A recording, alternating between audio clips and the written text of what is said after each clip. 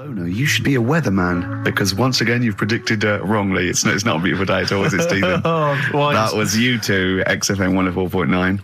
Ricky Gervais, Steve Merchant, Claire Sturgis. Claire Sturgis in for Karl Pilkington. Karl Pilkington is on holiday as we speak.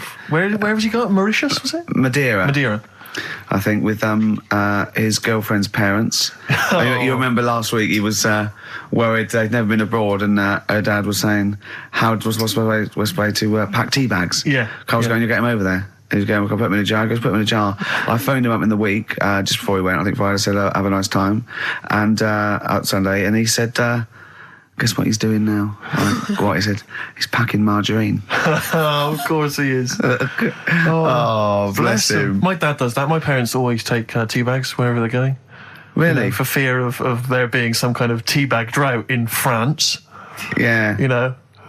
Is it wrong? But I mean, I don't know. Is it because of maybe English breakfast tea you can't get over there? So but you can. Can you though? I mean, you can get peach tips. Tea is probably the single most popular drink in the world. I know, but what about the fancy foreign teas, your Earl Greys and the like? Well, I don't know. Because I want good English breakfast. Don't bother me with Earl Grey. I don't know what that cup of tea is. It's not tea to me. It's laughable. It's weak. It's pathetic. Do you know what? Earl Grey with a little bit of skimmed milk isn't so bad. Oh, yeah? Yeah. Oh, and is your husband a fan?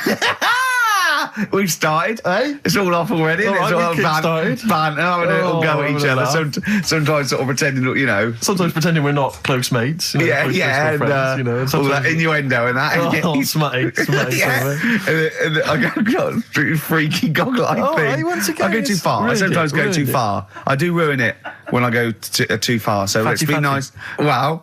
Let's have a bit of Blur. Ooh. Well, Clever man. The fat man. Blur, Out of Time, on XFM 104.9, Ricky Gervais, with me, Steve Merchant, Karl Pilkington. Yeah. Steve's a bit quiet, he's got a bit of a sore throat. Oh, a bit of a sore throat. Murder, all week. It's been murder, Rick. We couldn't work all this week I've been because off sick. Steve's been in Bristol. Karl, you're not impressed? It's just, I don't understand why having a sore throat sort of... Oh, he's done you. Right, what if the sore throat was so painful it was like you've got broken glass and razor blades in your throat? You can hear now that I'm not even speaking from down in the throat, I'm speaking from the very top of it like that, so it sounds a bit weird. But you're right. What? Your hands are all right, aren't they? Yeah, but we talk when we're writing, don't we? I can barely talk. It was agony. I couldn't sleep because it was so painful. Even when I was just lying there, motionless, it was hurting. I just was surprised because I got back off holiday and called Ricky and said, all right, is Steve all right? And he said, he's had to go back home or something, and he's stayed there because he's got a sore throat. Yeah. I didn't understand why you can't, just go home. I mean, how old are you? What? I don't understand why you got to be at your mum and dad's when you're feeling I happened to be at my mum and dad's. Now I'm talking like you. When this sore throat really kicked in, so I thought I might as well stay and get a bit of the creature comforts of home. Do you know what I pictured though when he told me? See, my parents aren't like yours, Karl. Your father would have popped down to the phone box and maybe looked to see if there were any kind of throat lozenges. Strepsils. Yeah. Whereas my mum phones up the doctor first thing she can. I'm straight down there with my dad. They're snapping into action. They're trying to sort me out. It's a bit like that Ronnie Corbett thing, isn't it? Sorry. That sorry thing. You're right, Karl. Yes, you're absolutely right. He's just like that. Oh, no, dear. it's just because you just went on holiday with your parents. Well, not with mine. No, with right. Suzanne's, and it won't be happening again. So, we'll have more about that a little bit later. Luckily we came in a few times, didn't we? We've been here since about 11:30, haven't we? Yeah, sorting stuff out. Doing a show. What, have you been squeezing his head, or? No, that's strictly between the hours of 1 and 3. We established that, okay. And I've kept the rules, haven't I? I did practice the grip in the week, didn't I? Yeah, just to see what method he was going to use today. Yeah. I came in, I did my back on Tuesday. I was sparring and I pulled my back and I was in agony, and I had to get an emergency chiropractor out and sort it out. And I was on painkillers and I couldn't walk the next day, but I still came in and did a voiceover that was booked at 4:30, didn't I? I got Johnny to walk me in because I couldn't sit down, so I couldn't take a cab, but I could be upright, and I had to got him to walk me in because I was scared someone was going to bump into me. And I did the voiceover. That's dedication, isn't it? Yeah, but right, I got back off holiday on the Tuesday, right? First day back was going to be on the Wednesday, right? So I thought, well, I'll take it easy, because you do that, don't you, when you've been on holiday?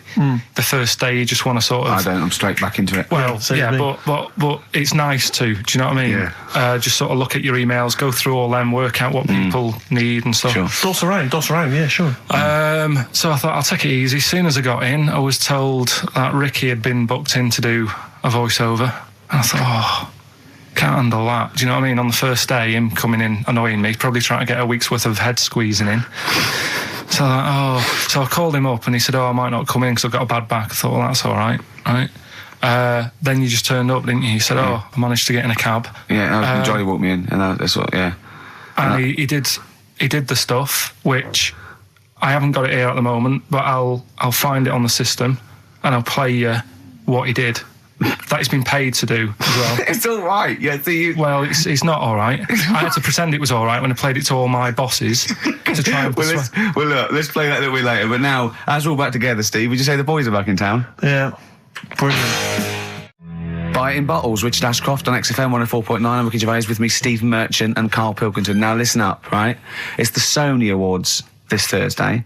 Now, for those who don't know, the Sony Awards are like the Oscars for radio presenters and producers and everything, right? So, and as you know, me and Steve, we love to win. We want to win this one. This is the last time the panel will be listening, so I want a good, clean, tight show, okay. Right? So no swearing, joking aside, no swearing, nothing controversial and nothing in bad taste, all right?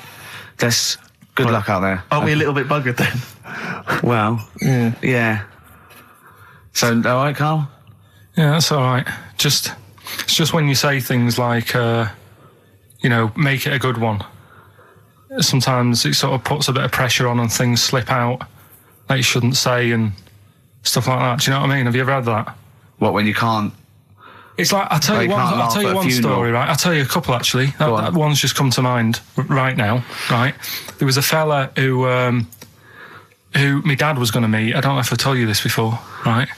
But I have told you, when it was a party and everyone was saying, Dave's coming, he looks like Ken Dodd, but don't say anything. Have I told you? yeah, go on, what is it again?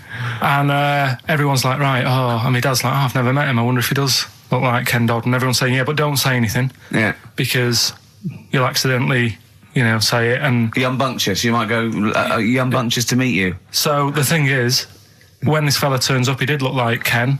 My dad couldn't believe it. First thing he said, nice to meet you, Ken. Oh, no. His name's Dave. And that's the sort of thing. There was another one, right? At a station that I worked at in Manchester, right? There was this girl who worked in the newsroom, right? And she had a plastic arm, right? Right. And this presenter, nice bloke, he didn't, he's not out to hurt anyone, went up to her, sat down, was chatting for a bit, touched the arm, said, what lovely skin you've got. What did she say? I think, she's probably used to it, so she wasn't bothered. And then, right, this is brilliant. This is a sort of gaff he made on air, right? And like I say, he's a nice bloke, so he meant nothing by it, right? But he does this competition on the air, gets a caller on, right? And he's talking to the woman saying, thanks for calling in and to play, I don't know, what have I got in my pocket or whatever they used to play on the show, right? And talking to the woman, in the background there's this noise, right? Like that, right? So he's talking and he goes, have you got a pet parrot? She said, no, it's my Down syndrome kid. Oh, dear. Oh. The thing is, awards don't matter. No, I don't think so. Play record? I don't think so. So we're not out to offend or annoy. Badly Drawn Boy on XFM 104.9. I'm Ricky Gervais, with me, Steve Merchant and Karl Pilkington. I'll tell you what, the Sonys then. Oh. This Thursday at the Grosvenor House Hotel. Yeah. Everyone in Radio's Anyone has entered their show in different categories saying, they get it down to, winners this year included the brilliant Dominic Mohan, former showbiz editor of The Sun. Lots of people won. Lots of people won gold. Lots of people won silver. Lots of people won bronze.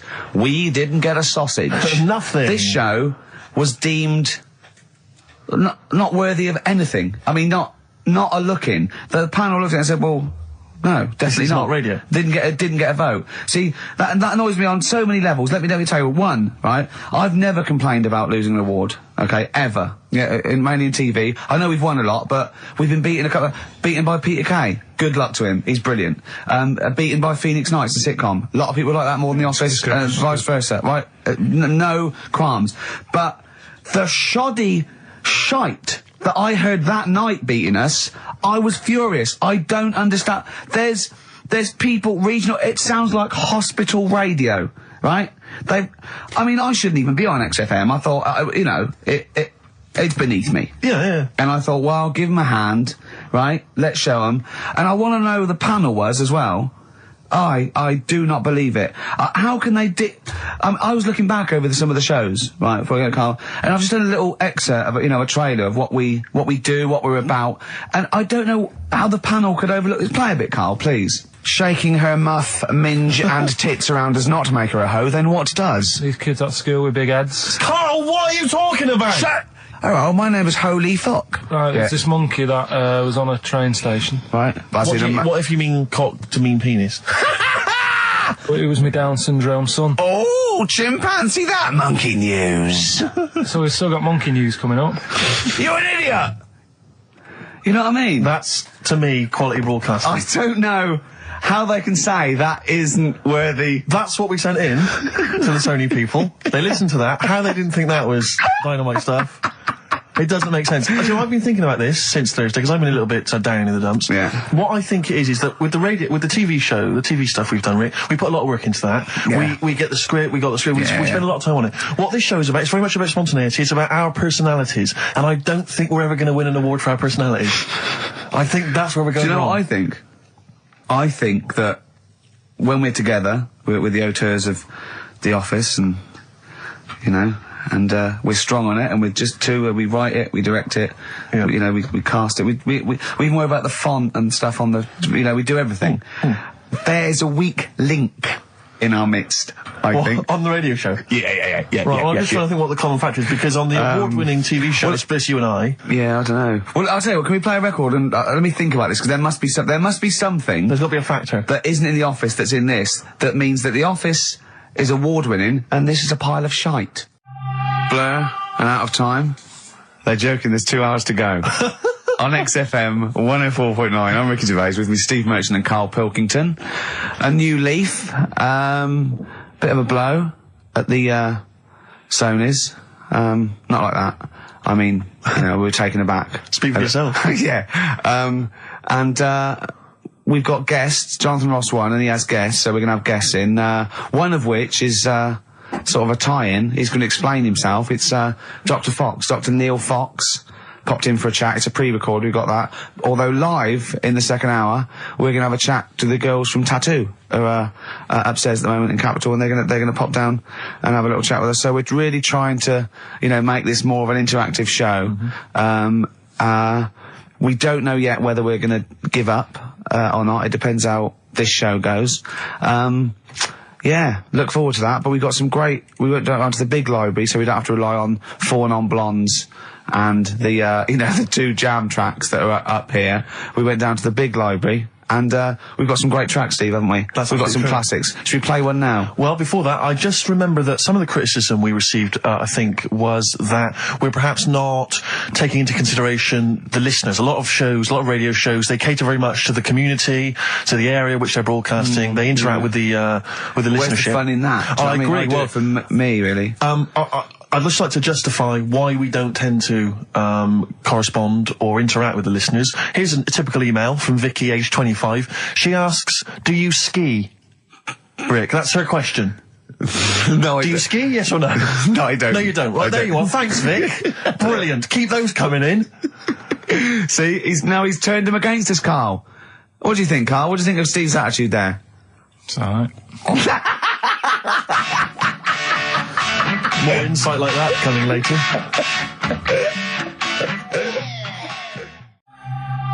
Blur, Out of Time on XFM 104.9. I'm Ricky Gervais. With me is Steve Merchant and Karl Pilkington. I really like that Blur track. I think it's the best thing they've ever done. Blimey. So strong words. They can quote me on that if they want. Yes. On their, I'm sure on they'll their, rush to. on their, you know, one of their albums. Yeah. If they wanted. Well, listen. You're lucky I'm here, Steve. Okay. Right? You can see, you know something's happened. I've done my back in again. Right. I've got a special chair in here. I'm in agony, and I'm on the strongest painkillers I can get. Right? Okay. I feel a bit. Karl, I had to call Karl up today and say, look, I don't know if I can make it in. Can you come and get me? He came over to my house. We got in a cab and he got me here. Right. While he was round my house, Jane showed him sort of camcorder footage of how I actually did it. Of how you hurt your back. And I wanted Karl to tell you, because I was actually worried that if I didn't turn up, what you'd say to me. Yes. What was I doing, Karl? Right, so I get round to his place, right? Says, right, hit play on the video, right?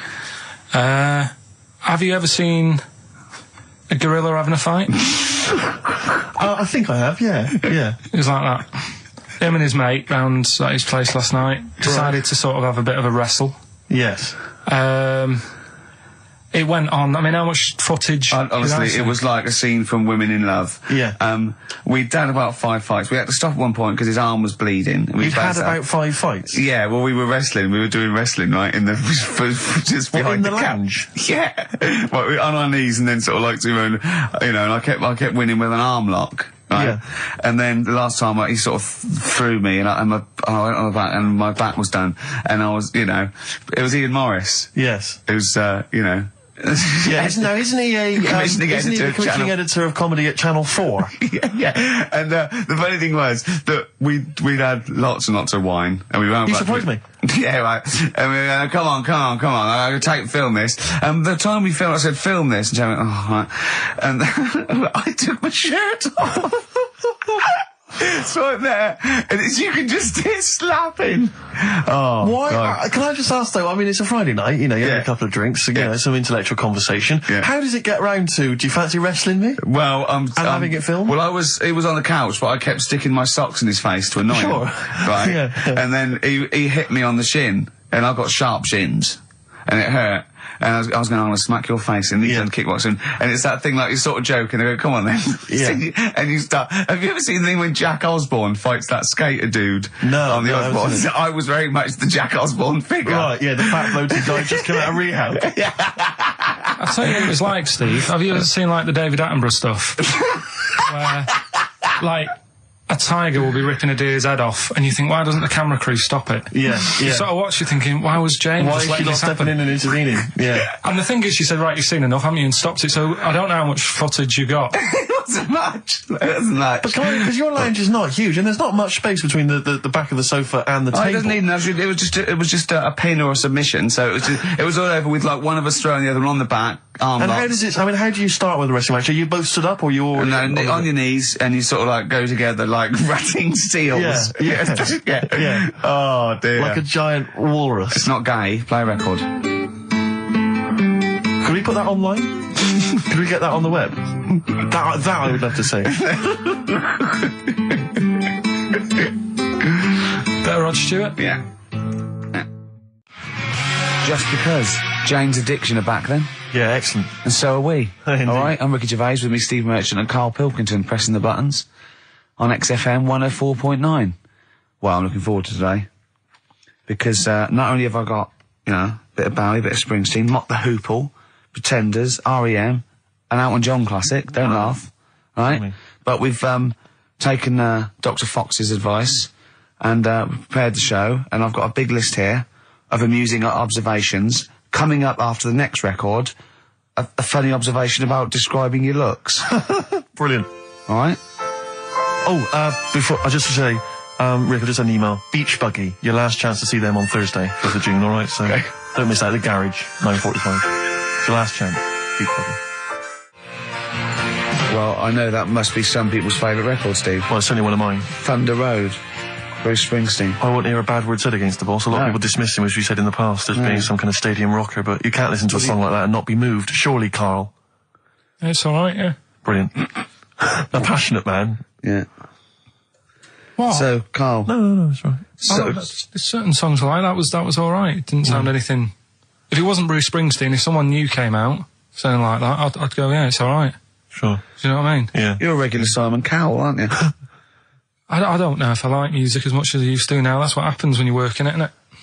Because Danny Minogue was on the telly in the week. Is it like when you work in a sweet factory and you don't nick the Mars bars after a couple of months? Yeah. Yeah. Danny Minogue was on the telly in the week, right? Yeah. And she was doing a medley. Yeah. Why do people do them? Well, to try and get all the hits. I know what you mean, yeah. Well, who's that busy that they haven't got time to listen to a full album or... But it was it's like a meal in pill form. Yeah. Well, I like most of Danny Minogue's hits, but I don't like the whole song. Yeah, exactly. So if you want to just like pop the best bits down, 30 seconds, put them all together, yeah. Well, I've got a Stars on 45 record from the 70s. Do you remember those? Yeah. Stars on 45. But it's that, like you say, I mean, this one had a kind of, it would be a snatch of Stevie Wonder, followed by the MASH theme, followed by Layla, just the intro. It was sort of, it's not music. It's just... Well, we do a bit of that, don't we? That's what DJing is, isn't it? It's a bit of everything. But we play the whole song, don't we, often? Mm. Yeah, we're better, aren't we, Karl? Oh. So what do you want to talk about today? Do you want to look at the list? Yeah, well, it's got describe looks. That's our list we've put. So this is a very amusing sort of link about describing your look. I don't know. What's this? I don't remember this. No, I just was thinking like, everyone's got an idea in their head, right? Of what Careful, Karl. Don't open yourself up to criticism. Go on, yeah. Everyone's got an idea. Do you know what I mean? Everyone's got an idea of what they look like and stuff. If someone wanted to know what I look like or what Ricky looked like or what you look like, Steve, if that... Yeah. What would you use to describe yourself? Do you know what I mean? Words. Not really. I don't understand. What do you mean? Well, like... Someone who doesn't know us, we've got to describe, and what's the game to hopefully get some sort of interpersonal language going so you know they've got the same image as you, to a certain extent. I'm just thinking if I was to meet Steve in a restaurant... Yeah. Right, Nothing untoward going on, we're just hanging out. No, just having a chat, just having a normal night out. Yeah. Who's paying? Because, I mean, is it expensive? Go Dutch. I mean... Right, so, I say to you, I'll see you at 8, right, in this restaurant. I turn up at the door, it's a bit of a posh place, right? There's Steve Merchant in. Yeah. And the waiter sort of goes, I don't know. What does he look like? Right? And where's he from? Just a little French fella. Oh yeah. And what does he look like? So the thing I'd pick up on first, tall lad. Tall, yeah. And then he goes, we got lots of tall people in, right? And I go, big eyes? Big eyes? Yeah. And then he'd go, yeah, he's over there. I'll be honest with you. I mean, you can have dinner and you can buy me dinner. I'm not sure you're going to get anywhere with me. If you're slagging me off. No, I'm not slagging you off, though. That's what I'm saying. Yeah. I'm just using what comes to mind when can I just... Tall and big eyes. Can I assume that they know, like... Could I say, like, easiest for me I'd say, looks like Reg Varney from On the Buses. Would they understand that? Can I use sort of, like, kick references? He's 30-odd, this waiter, so he'll... Yeah, so I go, right. Oh, yes, it's Reg Varney is sitting over there. Yeah. So he went German towards the end. See, I describe you more, Rick, I think, as... I would imagine, I'd say, have you ever seen that Johnny Vegas on the telly? Yeah. Imagine he was inflatable and he just let out a little bit of air. All right, well, at least that's nice. What Ricky would look like. As opposed to, like, pumping harder. Yeah.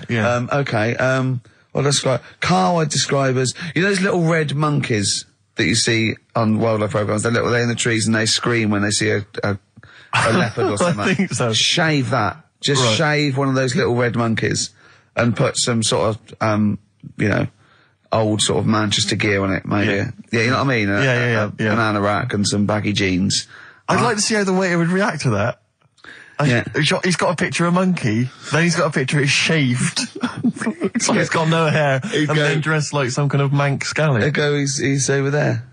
Yeah, he's over there, Karl's over there. That's what I do. Brilliant. So, now coming up the Verve, after that, an amusing link about gay handkerchiefs. Really? I'm looking forward to this.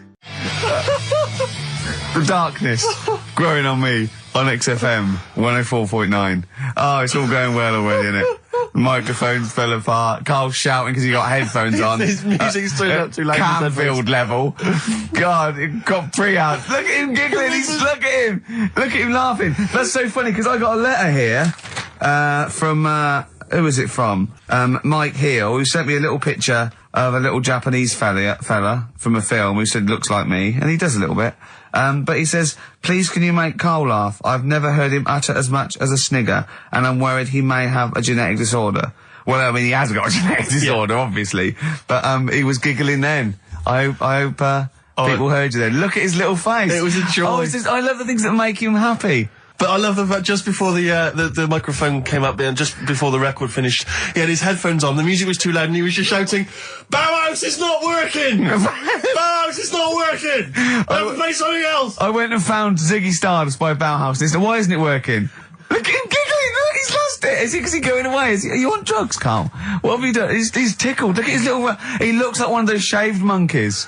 Look at his little, oh my god, I've never seen a forehead glow.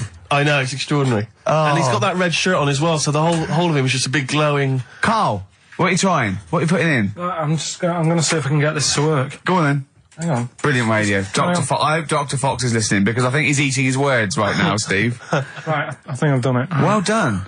That's excellent. Right, what Let's play Bauhaus now and let's try and compose ourselves. This is Ziggy Stardust by Bauhaus. Well, where's the darkness? They believe in a thing called love. Karl, do you? This is XFM 104.9. That is my favourite band at the moment. You love them? I absolutely love them. I think they're funny. I think they're straight down the line with a little bit of tongue-in-cheek. Brilliant. Did you see them on Jules Holland last night? I didn't, sadly, no. Brilliant. Were they good? Yeah, absolutely jump. Oh, I mean, Jules didn't know what to do. was he playing some Boogie Woogie? They wouldn't let him play Boogie Woogie over their song. That's what I mean. That's why he stayed back. But I can't imagine it was very good. Then. He shook the. I'm surprised you say they were good. Jules wasn't thinking. I thought. Hold on, this is missing something. Yeah. This is missing someone from Squeeze vamping over them. Exactly. But they did well without him. Extraordinary. Yeah. Well, here we are. Then we're back. XFM 104.9. Karl had to leave early last week, but you stay to the end this week, mate. Or yeah. Yeah, you don't need another holiday. Oh, he started already. I mean, Steve's made you look like a bit of a twat already, and it's only 1:05. But the only reason you don't go on holiday is because you have to spend money. Oh, and he's gone straight back. Well, He's gone straight back. I can't come back to that. Oh, it's just dynamite. It's just absolute. That was. Although searing. the last holiday Steve had, he sort of found a third world country so he could live like a king for a week. It was Cuba, wasn't it? Going to Cuba, amazing. You can almost rule the place. If it weren't for Castro, I'd have been in charge. Kind of cash I was flashing around. They do anything for $1 over there. It's extraordinary, literally. I mean, it's amazing. Yeah. Oh, definitely. And I went to Kenya before that. So he thought, and the prostitute said no. You were going. Yeah, well, it was $2. I mean, I'm not made of money. Do you have a good holiday, Karl? Yeah, it was all right. It's all right. Went down to Cornwall. Now So you're going to the monkey some odd sanctuary. people down there, Steve. Well, don't look at me. I'm not from Cornwall. Well, you're from that sort of area. Well, not really, but never mind. Genetically, he means. Right. They're weird. Well, you must have slotted right in. What are they weird? What do they look like? Just all sort of odd people. A lot of old people, but not just old, sort of messed up old. What do you mean messed up old? You can't just say that. There's. There was a woman with a funny neck. Okay, in what way was it funny? Why did she have a funny neck? If you were writing an essay, you wouldn't say there was this woman with a funny neck. How would you describe it? She sort of had her head like pointed down all the time. Like that. Don't do it. This is radio. No, but just for you, I don't like that. Yeah. About Yeah. Okay. Right. So brilliant. I don't know. I was saying to Suzanne, what happened? You know, what do you think? Because Suzanne knows everything. That's the good thing about her being with you. You just ask her what happened to her, and Suzanne goes, "Karl, I don't know. Yeah. I haven't been here before." Suzanne, your girlfriend, or mummy as you call her. Oh, sparks are flying. Yeah. I got a little bit of chocolate. Can you just lick a tissue and wipe it off? Oh, Well, she said it might have been like because back in the olden days they carried stuff on the. the olden days. What do you mean the olden days? This woman was probably what, 50? No, she looked about 70. Yeah. But like I do on Cheeky Freak of the Week, right? I always turn it round and we get like something good out Something of it. positive, yeah. I said to Suzanne, I bet she finds a lot of money. Yeah. Always staring at the ground, yeah. Oh, So dear. it was always good. So, you're Maybe back. she just had new shoes and she was admiring them. Yeah. Did you think of that? Before you point the finger and judge? Or a necklace was too heavy.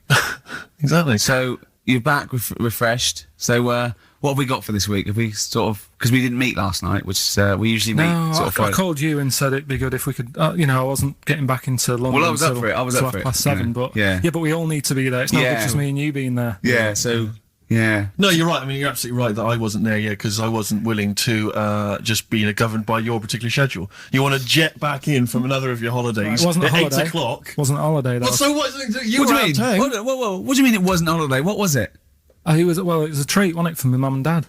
So it wasn't a holiday. What? So you didn't enjoy the 5 days off? You'd rather have been here moaning 8 hours a day, 7 hours a day. You see, we said last week that you're always whinging. Here you are whinging now. I'm not And you're moaning. saying it's not even a holiday. You're saying it's not even a holiday. What was it then? Would like a nurse who take sick children to Florida, would they say having a great holiday? Sorry, what particular ailment did your parents have for the week that they had to fly in Karl Pilkington, MD? Yeah. What are you talking about?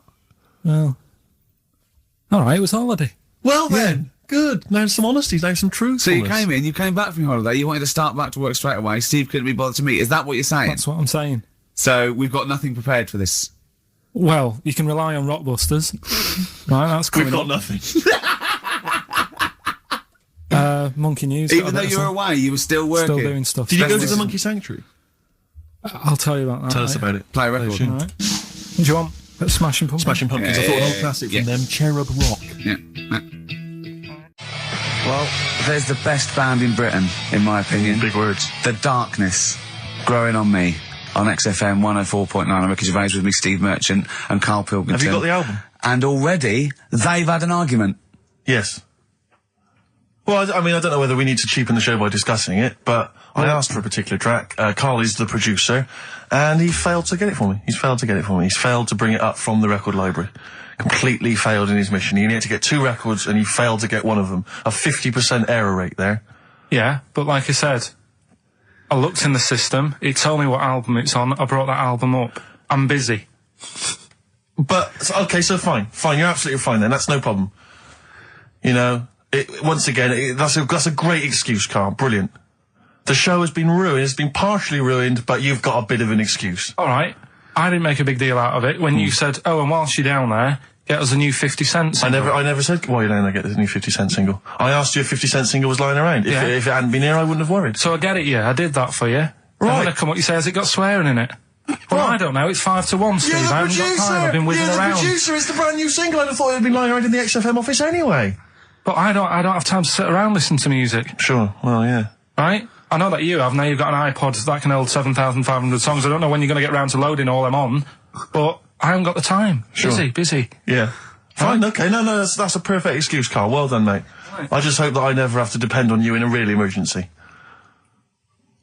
I had a bit of bad luck as well. I wanted to play REM, and maybe the listener can help me here. Can you email in ricky.gervais@xfm.co.uk if you know what song I'm thinking of? It's an REM song. I think it's on the album of the last one before.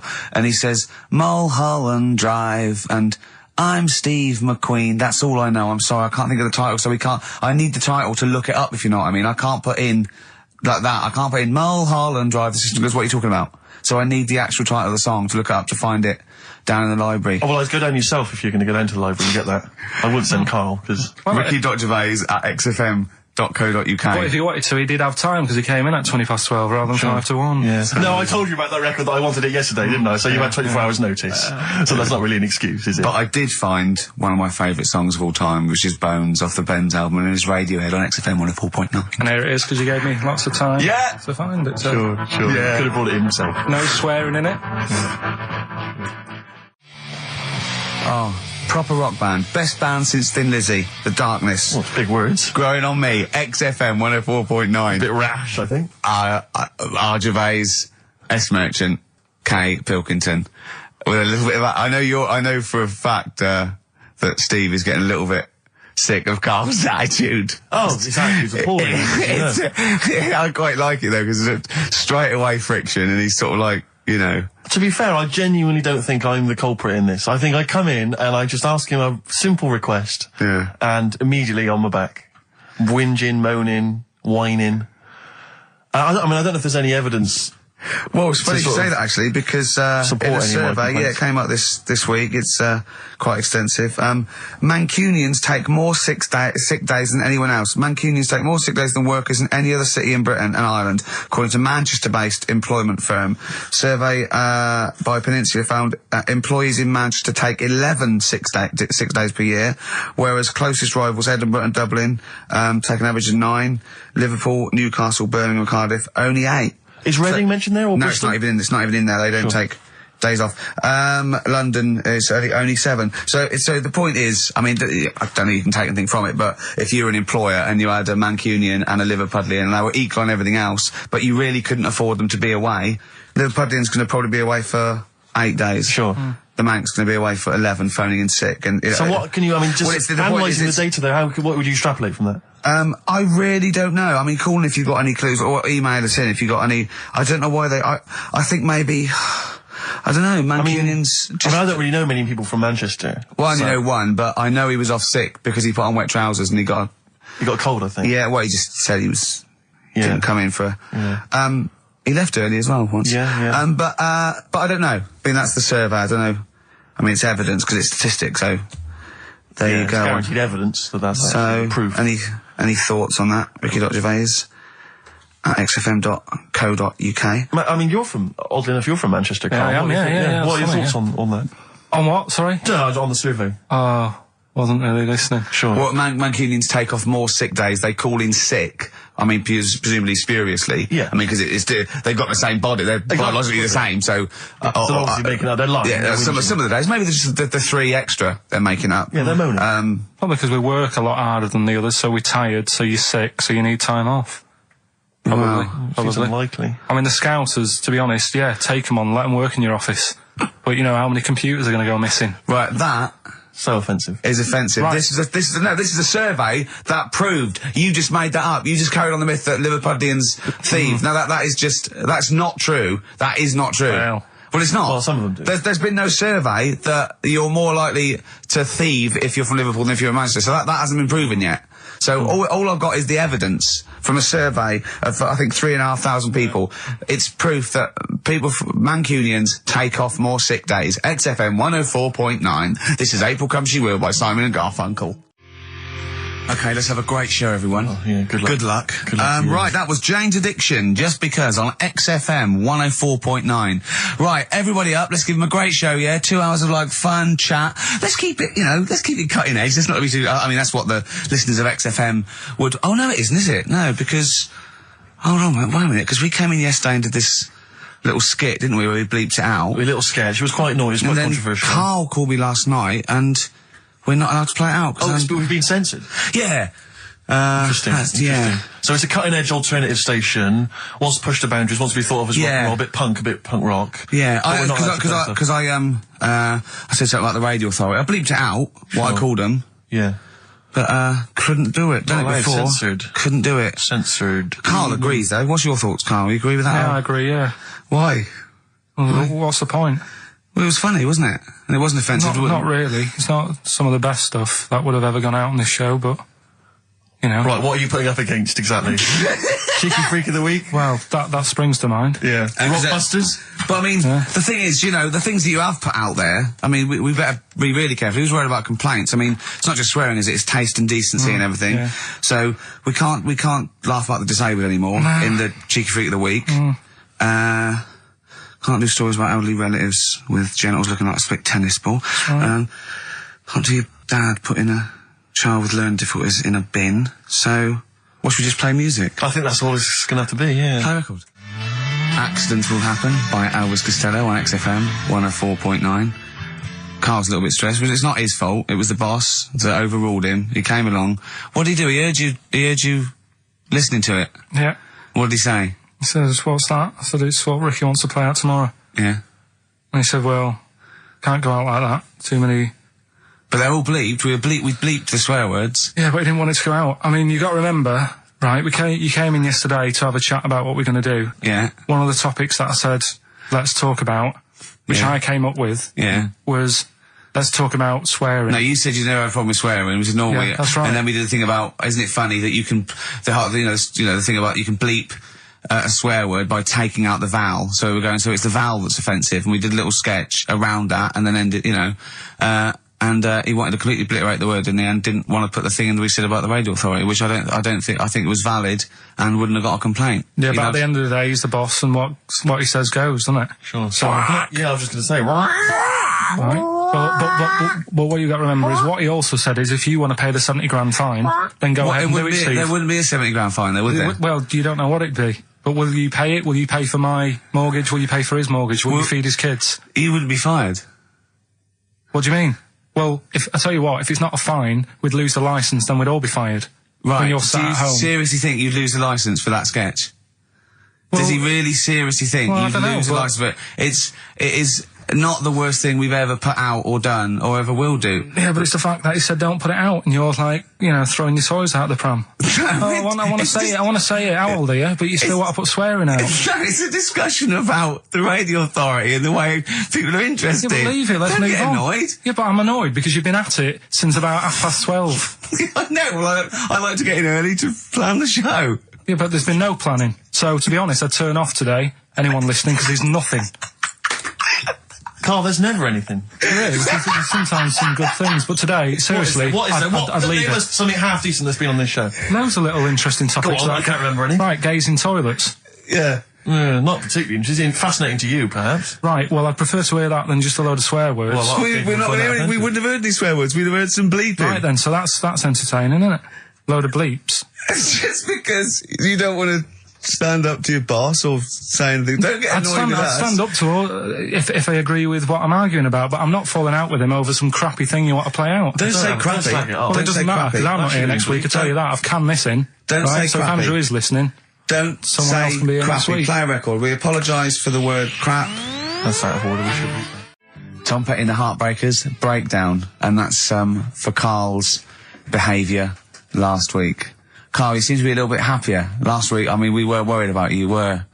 You sort of slipped into some sort of like weird depression. You played placebo twice, so you weren't concentrating. I know you're going to say that me and Steve were annoying you, but, you know, that's an easy excuse.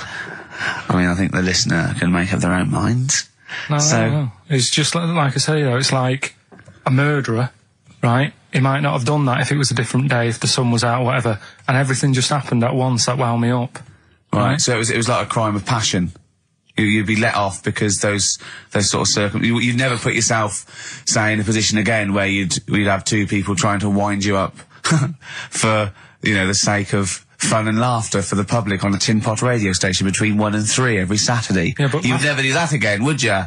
Last week it wasn't just for the listeners, it was for you as well, between 12 and 1, before we were even on the air. Why? You were winding me up then, do you know what I mean? Having a discussion. It's alright, I'm used to it, so it doesn't matter.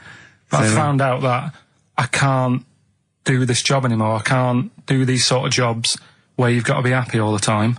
Well, you don't have to be happy all the time. No, you do, You really. forget that for the... Yeah, but I can't. Do you know what I mean? I've got things going on in my head. And do you think when Bobby Davros had a bad day that he doesn't go on stage and give 100%? No, but that's... Do you think Les Dennis let all that stuff get in his way when he did that theatre tour to the people in front? Sometimes he had audiences of 7, 15 people. Yeah, and he just went, it's them. It's not a private life. Forget that. Bang. Yeah, but good on him. Yeah. He can do that. But what I'm saying is I can't. He's a professional. So I was talking to Suzanne about it because, you know, it did get me down last week. Suzanne's your therapist? Minder. Yeah. Saying to her, you know, I can't do this sort of job. Normally what I do in the week, you know, I'm tucked away in a studio. If I'm annoyed, no one knows about it. I get my head down, I get on with it. Right, do you tell them? Go on. Next. You know what I mean? Next. Right, yeah, but sorry, but what's your point here? So every Saturday you've got to come here, you've got to be happy, we've got to go, oh, Karl, are you alright? Oh, you're right, your hair looks nice. No, but you know what I mean? That's the first time, innit? Normally people listening go, he's a happy fella, do you know what I mean? They never think you're a happy fella, Karl. Well. They've never heard you laugh. No one has ever... seriously, we get emails all the time, no one's ever heard you laugh. Yeah, but I'm still happy, you don't have to... Well, are you? Yeah. You don't look happy. But anyway, that's the problem with this job. And, I was thinking about it, if do you know, like, if you're a doctor... Sure. And you're on a plane and something happens... Yeah. Even though you're on holiday... Yeah. You might have to save someone's life just because you can. Next. And I'd be thinking, I'll keep quiet. Sure.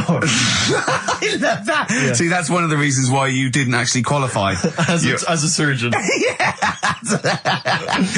I mean, you can still do your consultancy stuff. Oh, sure. But you know, you don't actually want the knife in your hand anymore.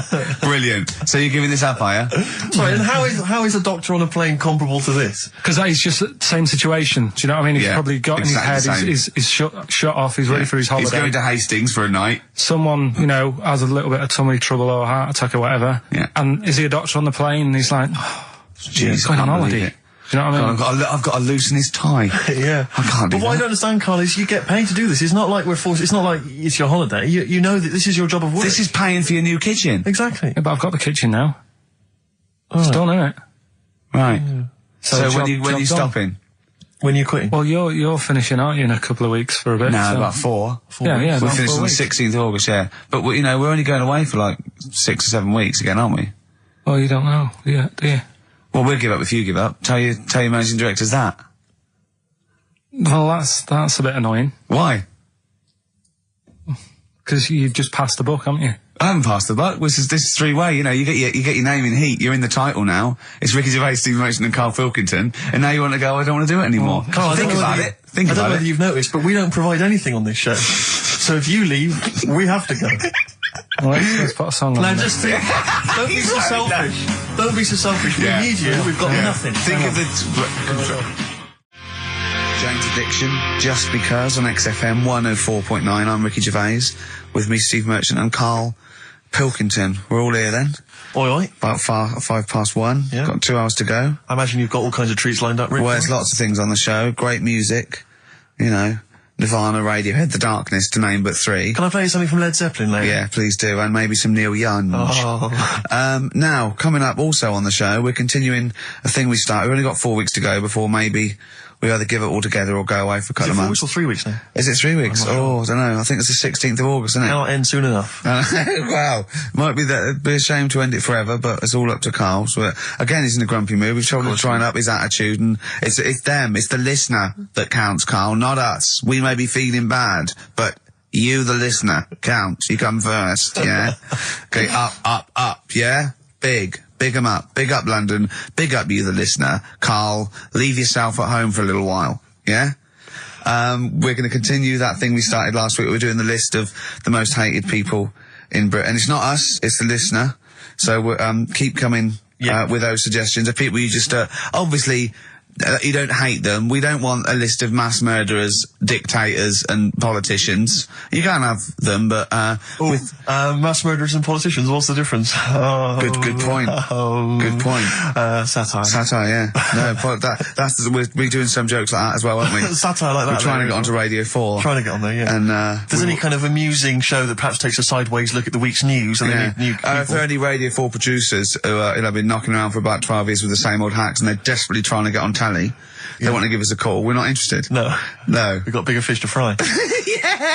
So if people that you hate, minor celebrities, people on TV, pop stars you don't like, email in ricky.gervais@xfm.co.uk. And I'll tell you what, then we'll do like the Channel 4 do, then we'll give you the sort of list of the top 10 at the end, and you can vote within that top 10. I'll tell you the ones out in front could we wire up some kind of premium rate phone line so that we make a fortune? We can't afford it, but when you email in, if you could also maybe send us a lottery ticket, then, you know, we make something out of this. The ones in the lead, I'll do in no particular order, but these are the ones way out in front at the moment. It's Chris Moyles, Robbie Williams, Chris Tarrant, Davina McCall. Interesting. I'm sort of surprised at, but I know that it's probably just I think she's just been on TV too much lately. Yeah, that T-shirt annoys me. Big Mother. Sure. That annoys me. We don't care. We don't care whether you're pregnant or not. Loads of people have children. Yeah. I don't care. Get on with it. And Dominic Mohan. So there's but think of your own. There's a lot of people just coming up behind there, though. Graham Norton. He's just approaching from behind. Oh, that's the sort of stuff. It's sort of like we've done satire, we've done innuendo. I mean, he's the king of the double entendre. Well, he's the king of the single entendre, but we can double it up if you want. If anyone... 104.9, this is the sort of things we're available. Go on. I'm loving this. This is going to be good. I'm loving what's coming next. What? If any of the producers of Carry On London are listening and they need some new talent to write some smutty innuendo, I think we're your men. Yeah. Anyway. Karl, you better press the knob, right, to start the record. Spunk. Kings of Leon, Molly's Chambers on XFM 104.9. Thanks to Lauren Laverne there for the last few hours. Coming up, we have got some great music, Steve. We've got Kings of Leon, as you heard. We've got Alba, we've got The Darks, we've got Coldplay, Coral, Rolling Stones, we've got some Springsteen, The Smiths. Do you know what I mean? Do you need any more? And with all that, we've still got Pete Skinner with his wacky weather report. Excellent, good old Pete. Hey? Nice to have him back. Good news, Steve. Got some here brought in. It's just a normal soup. It's Rooster's Pride. What flavour soup's that, Steve? Oh, I know you brought that. And it's all it's a genuine article, and it's cock soup. Can I have a closer look at that? Maybe there's some more humour I can draw. What, you want a closer look at my cock soup? Just a cock soup. Let me just. It says here delicious, appetising. 3 to 4 servings. Because you know what I'm thinking of when you're talking about the soup. I'm trying to think of innuendo. I'm just thinking of a man's cock. Penises, yeah. Let me just. It's the darkness. Use Rooster's Pride cock soup as a snack with crackers or toast. Still thinking of a normal knob. An appetiser again, or a soup base. That doesn't really work as an innuendo. No, that's disappointing. We'll work on that though. The darkness growing on me on XFM 104.9. Going well, isn't it? I've enjoyed it so far. It's been a bit naughty and everything. Yeah, a bit smart. Nothing wrong with that. No. Karl, Alright. having a good day? Not bad. Yeah. What mood are you in this week? What we mood is always that? try to assess each week. You know, it's a bit edgy. He's got a red head. What's all that? You've got a red head all around the side and the front. What's that? Sunburn? No, I think I'm allergic to having my head rubbed. Right. Right. Now, who would rub your head? That sounds a bizarre thing. Your girlfriend? Weird, isn't it? Yeah. Well, I was rubbing your head. Well, yeah, but I was squeezing his head, fair enough, and he was screaming in agony. And then he went and made me a cup of coffee. And as he came over, just spilt boiling hot coffee on my legs. I'm all wearing shorts, and he went, "Sorry," just like that. It's like a series of Jackass out there this morning. I mean, my legs are burnt. Your head's a little bit red. But apart from that, having a good day. Not bad. I was on the way in today, right, Steve? Walking in? Always walking in. I get left early and stuff. I like to get in early, get some bits done, that. Yeah. Monkey News, Songs of Phrase. That sort of thing. And living in London, right, there's a lot of shops that open early and stuff. Do you know what I mean? People say that's a good thing about London. Yeah. It's almost like 24-hour city and stuff, right? I'm walking in and there's like, you've got your news agents open. Obviously. Selling newspapers and that. That's good. They've got to be open early. Yeah. Then you've got your coffee shops, your Starbucks. Have a cup of coffee in the morning. You know what I mean? They're doing well in the morning. Yeah. Then you see like the odd restaurant and you think, well, maybe they sort of got the doors open, but they're preparing for lunch. So you think, fair enough. Yeah. I'll let that pass. Yeah. Carrying on walking down the road. Bondage shop. Open. Sure. About 10:30. Yeah. Busy, was it? There's a couple in. Really? Some good offers. 10:30 for a bondage shop. I'm assuming if you're into bondage, though, you stock up at any time, day or night. I mean, you don't. Yeah. Well, I assume it. I suppose you get up and you go, I've got nothing on. I need to be a bit tied down. Yeah. I need some rope. These clothes are too baggy. I need more belts. Oh, God. I need more straps. Yeah. Get some rubber on my face. Weird, don't it? What were you doing in there? So just having a browse. But, so a bit worried really, because the things that I've noticed this week like that's probably a little bit small. You've brought your soup in. I just found it out there. Sorry, yeah. It is Rooster's Pride, cock soup, noodle soup mix, chicken flavour. But I mean, do they not know that is obviously just going to be used on the Graham Norton show and Chris Tarrant when he's doing his show abroad? Yeah. I mean, do you know what I mean? How could they call it cock soup in this day and age? Don't keep saying it. Well, no, it's fine, because you say cock as long as it means the male, we've done this. Oh, do you mean a chicken? Yeah, look, it's a picture of a chicken. Yeah, sorry. What did you think it meant? No, I don't know, I had thoughts in my head. Okay. Sorry. Yeah. But, there's something else that's a bit sort of... A bit blue? A little bit blue, but then it's real as well, do you know what I mean? Well, it's a that problem. excuses it. Go on.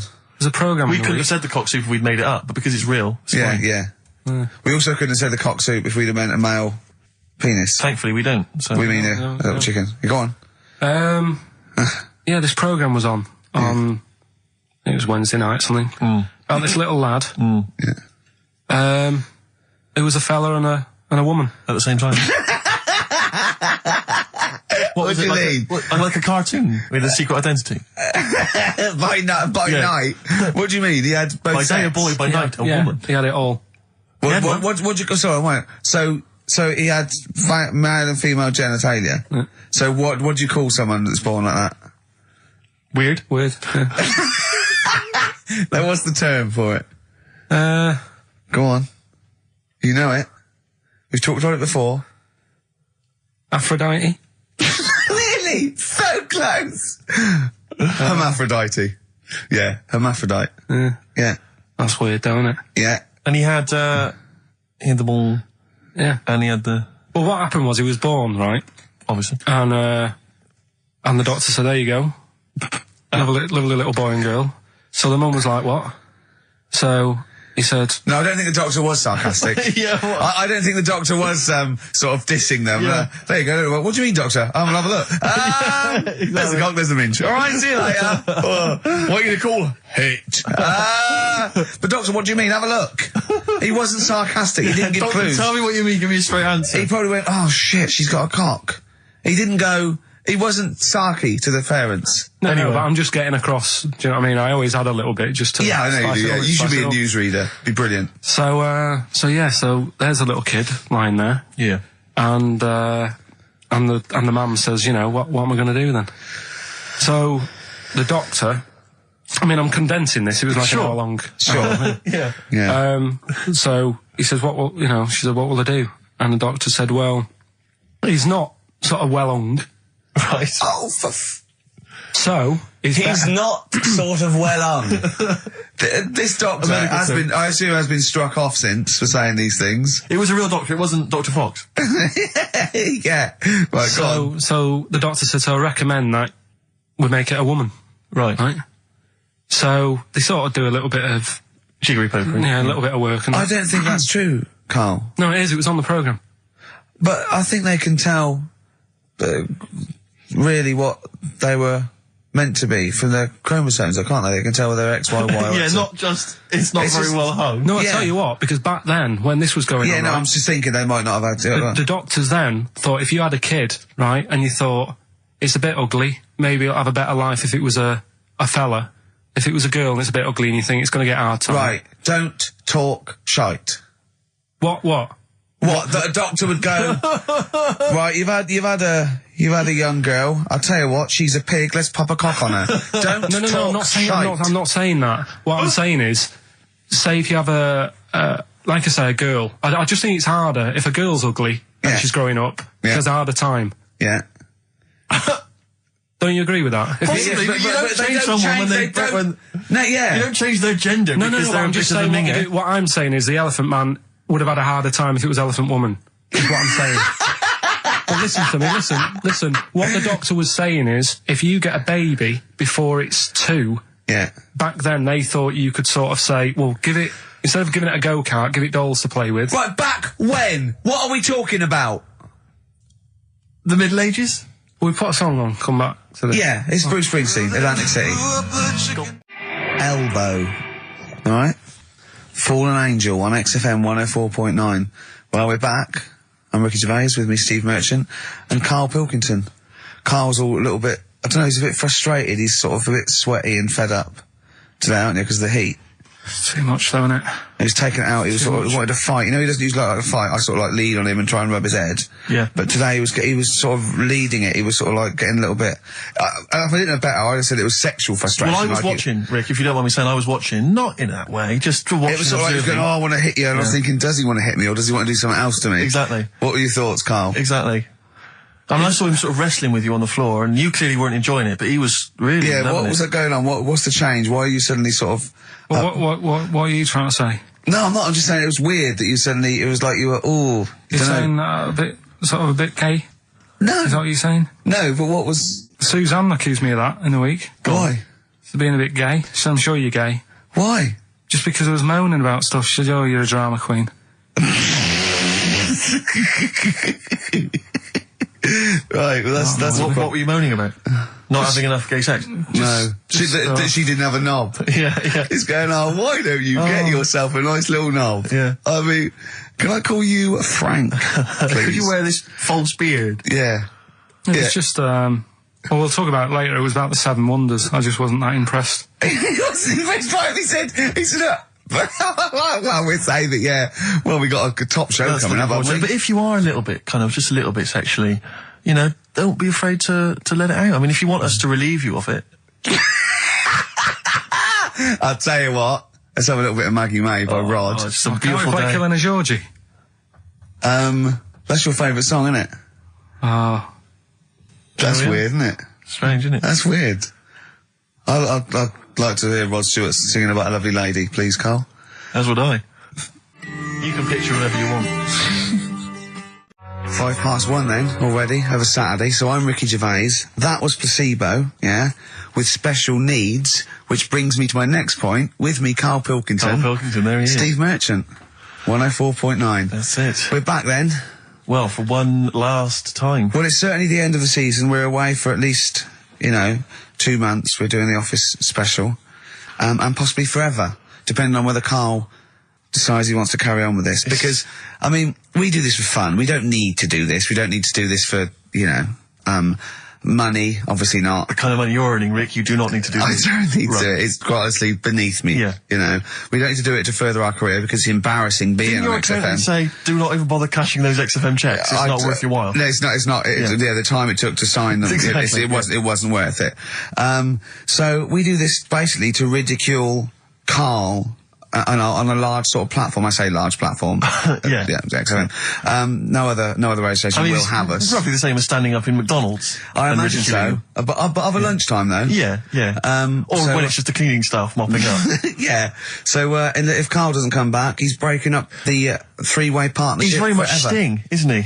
Yeah. Like, what, 1986, 87? Exactly. He's going to go off and sort of make some quite poor, sort of jazz-inflected white man soul. Yeah. And leaving us to go about our business. Play pizza places. Exactly, yeah. Yeah, well, I'm going to go into sort of maybe writing say, Dad, soundtracks. why can't I be in the CIA? Yeah. You don't know anything about it. You're a drummer. Yeah. So we'll have to see. I mean, do you think anyone cares? I wouldn't have thought so. Because I think if someone was interested in having some good chat and some great laughs, they'd spend more time with their friends. Yeah. Or listen to another radio Or station. listen to a decent radio John show. I Ross think or something like that. Yeah. they listen to XFM for some music to have on in the background that's loud enough so they can hear it while they're hoovering. Yeah. I don't think our fans hoover. Well, true. I think you've got to have... Or shoot up, whatever. I think you've got to have a house yeah. to hoover. I'll tell you what they do want, though. Some great music. They do indeed. They'll be saying, since you've been gone. See that? That's the sort of link I can do Quality. if we stay If you together. could cut out all the other drivel you speak, you'd be great on Magic. Oh, yeah. You've got to have... Come on. You've got a rainbow something, haven't Rainbow. you? You got a rainbow something. Oh, it's Rainbow. 104.9 XFM. You all right? This is Karl, producer of Ricky Gervais and Steve Merchant. They're not about today. Ricky's on holiday. Steve couldn't be bothered. So I'm left here with all the DATs. That's a digital audio tape of all the shows they've done since they've been here over the last, I don't know, year and a half or something. So we'll play you some of the best bits. All right, so here's the first bit. I said in the past to you, Rick, that my grandparents, so I love them dearly, but it's like for the last 30 years they've been waiting to die. I know, It's yeah. like they just sort of, it's like, the novelty wore off of life. Life in the 50s. Yeah, they got kind of bored of it. Life, in the 40s, it was brilliant. All sat around the old Joanna as the bombs Yeah. fell, singing. They loved that. The 50s, that was great as well, because that was the post-war years. It was, it was a bit tight in the pocket, but it was all right. Everyone pulled together. Then the 60s came along, all the crazy music, the funny hair. Let's stay in bed. Exactly. They basically stayed in bed.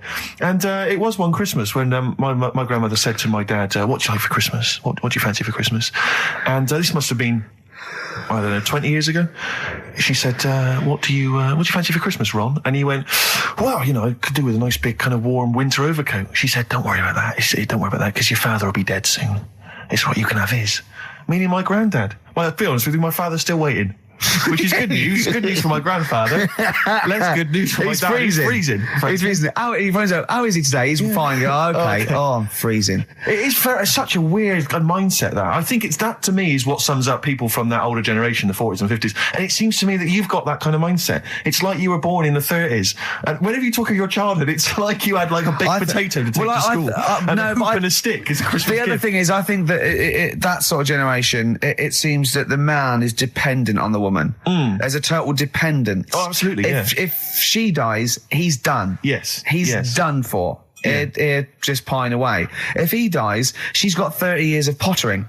Absolutely, yeah. Do you know what I mean? Yeah, and going to, like, you know, the youth club and the Yeah, I know church. what you mean, yeah. It's sort of like that. It's sad. Of course, it's sad for them, but it's not the end of their life. No, sure. And it sort of is the other way around. I don't know why that is. Yeah. It's terrible. That's a little melancholy thought for. I know. I've Christmas really time. you brought it down. You've brought it down. I've brought it. This isn't a nice show at all. This is terrible. Well, I We're didn't gonna have really people wanna make just it- killing themselves. What? Right, you ready then? So, just in case you haven't heard it before, I'll give you some initials of a band or an artist. We're not doing Rockbusters now, are we? Yeah, I thought, well, we've just... Oh, no, we keep that going. Then we got. Well, I love educating Ricky. That's my favourite thing now. Well, what do you want to do, Steve? I mean, Let's do the clues. it's just like it's sort of bigged up the prizes. And so People this will is only by email. Give the email address out now for people to write it down now, Karl. Right, it's ricky.gervais@xfm.co.uk. ricky.gervais@xfm.co.uk. Only entries on email. Yeah. You're going to get 3 clues. You've got to get them all right. And you win all the You stuff. win all those prizes we just said. Okay, Karl, go on then. Right, and just a quick example, one of the first ones we did, it was like AK, and the clue was exploding pet, Yeah. and it was atomic kitten, Kitten, right? yeah. So you understand how it works now. These are your clues. The first one, that army has got some well nice trenches. That army has got some well nice trenches. Excellent. And the initials there are DW. Do you write some of the questions for 15 to 1? Go on. So that army has got some similar well-nice phrasing. trenches, okay. Okay. The second one, What were the initials there, Karl, on that person? DW. DW. Yeah. Right, the second one, the top of them curtains are all wrecked. All the materials all worn. He acts it out though. We've got to get him on telly. We have got to get him on telly because his little face and his gestures. That's the God. second one, the initials being HV, okay? The top of those curtains are wrecked. All the materials all worn out, right? HV. And the final one, here's the final clue. I was in Texas the other week, right? I tripped and landed on my knees in a puddle. What's the Initials WH for that one. So I was in Texas, I tripped up, landed on my knees in a puddle. So that's WH. Incredible. You've got it. Is it great? It's fantastic. It's decimal. Okay, time of drawing the record. Do you remember you're playing for these compilation albums? We got the Fatboy Slim DVD, Linda Green on VHS, and of course Executive Decision, starring Kurt Russell as well. Oh God. So, Steve, on. do you want to pick a winner? I've got a winner when you give us the answers. Okay, so the first clue was that army has got some well nice trenches. Yeah. That was DW. Who's that? Dandy Warhols. That's brilliant. That's brilliant. All right. That's good. Yeah. The second one, the top of them curtains are wrecked. All the material is worn. Yeah. HV. That's Holly Valance. Oh, he got a phone call for a woman saying I haven't heard it, and he was talking to her off air, and she went, what is it? So-and-so, them curtains. She went, oh, right. He said, you know the thing around the top of the curtain is a palmet, not a valance, and he went, cut her off. Yeah, but my auntie's always making balances on everything. I'll tell you about that next week, right? I'm looking forward to that. Right. Is this the one that farted for 5 minutes? Yeah, the very same. Yeah. Right? So we'll talk about that. I was in Texas, I tripped up, I landed on my knees in a puddle, WH, Yeah. wet knee Houston, right? Wet Knee Houston. Yeah. So, You're a maniac. So, who's a winner? We've got Pete, Catherine and Laura in Newcastle upon Tyne. They're listening online, I assume, and they're on going to Sky get Digital. those great faces. And remember, they got loads of stuff. They got the DVD here. They got Linda Green. They got Stone Roses. They got another compilation and Executive Decision. Can't concentrate now. Oh, well, he's all stressed because the lady from MTV is here. She's going to film his little face. So the what- the things he said in the week, he was so worried.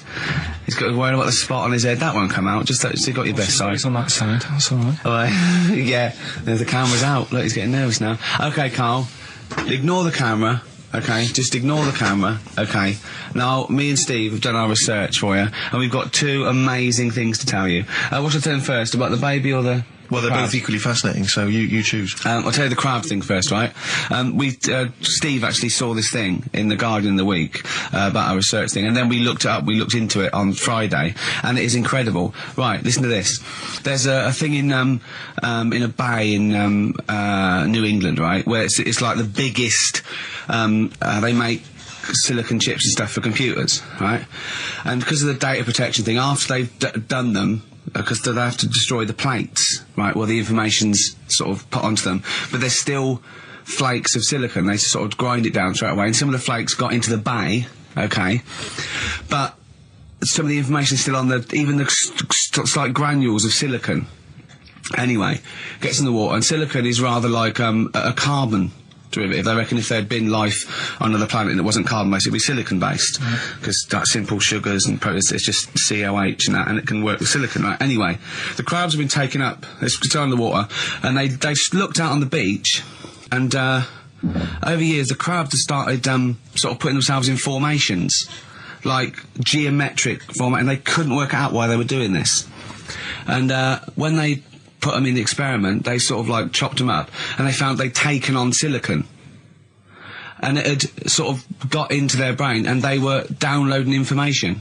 They picked up little things, because it's just chemical, like electrical impulses that got information off the silicon chip, and they were interfacing it. But this is the amazing thing. One bloke sort of thought of this, and he thought, well, if it's a simple computer with a brain, if it's just a simple sort of electrical thing, then maybe there's sort of, we could get it down. So what they did is they made a thing called a biointerface, and they put it into the crab's brain, just a really simple brain, so it's measured avant-garde, right? And it got impulses from it, and they were getting like computer readers, just flashes of like symbols and geometric things right on this screen to read the crab's brain, and it was stuff like fragments of a. What made them do this in the first place? Because they saw the crabs behaving differently. They were behaving differently to each other. They were just like intelligent, and they were sort of solving problems and all this sort of stuff. Anyway, when they downloaded the thing, it was like they found one of the secretary's names where it had been on the silicon chip, where it was just like a flash of a computer screen.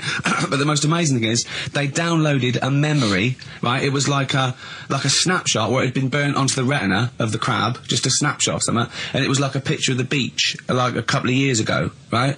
And they also did, incredible, it was like just a digital black and white sort of thing, so they could see what the crab had seen. Amazing. Jeez. Amazing. So intelligent crabs. What are they doing with them now? Super brain. Well, they think this is the upshot. They think they could use it as spy crabs, because they could get these crabs. Also, the other thing is, as generations went on, right? So they put a crab in the sea or something, right? Lots of crabs in, and then as generations went on, a newborn crab, they downloaded the memory, and it had the memories of its great all together. It had every memory that any crab had been related to it beforehand, because it passed it on. It just passed it on. So not even ones that had been eating the silicon stuff. Yeah, no. These are just like ones that have had kids. Yeah, and they've got like, and they know so you'd know everything. Your everything right the way back. So would that work if we ate silicon? Well, I suppose so. So what are they going to? Well, they can use them for all sorts of things, though. I mean, that's what's incredible. I mean, I don't know how you train it particularly. I don't know, it'd be quite tricky to train, but I'm assuming if they can do it that way, then presumably they can give it like certain silicon information, which they can then plant in it, if you like, within its sort of food. Also, if you could get them onto enemy beaches, you'd have like 1,000 digital cameras just taking around. You could get Osama bin Laden or someone. They don't understand the information they've got. No, they don't know they're doing it. They just download them. So it's not like you could torture them and they won't be able to sort of give you the information, because they wouldn't know what information they had, because they're just. But the first crab they downloaded, they just kept seeing the same picture of a big crab feeding it, which they really, yeah, wow, that's what, like its mother crab or something. Yeah, just memories of it as a child. But they're not in colour, presumably. Because no, it's all in black and white. It's just a digital camera, because it's just they don't see in black and white, so it's just like a I don't know. I think it's burnt onto the retina or something.